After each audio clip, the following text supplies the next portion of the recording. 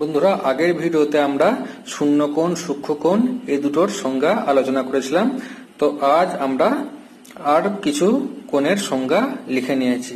তো সমকোণ তারপরে যদি আমরা দেখে নিই, কি দেখতে পাবো সমকোণের সংজ্ঞাতে?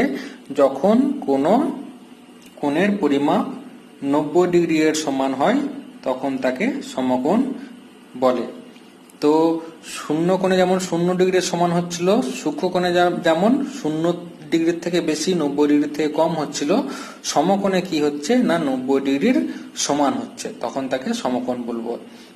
এরপরে আমরা স্থূলকোণ এর সংজ্ঞা কি দেখতে পাচ্ছি? যখন কোনো কোণের পরিমাপ 90 ডিগ্রির বেশি কিন্তু 180 ডিগ্রির কম হয় তখন তাকে স্থূলকোণ বলে। দেখো বন্ধুরা, একটার পর একটা যদি কোণ আমরা পরপর সিরিয়াল অনুযায়ী দেখি, দেখবো একটু একটু করে কোণের পরিমাণ বেড়ে যাচ্ছে।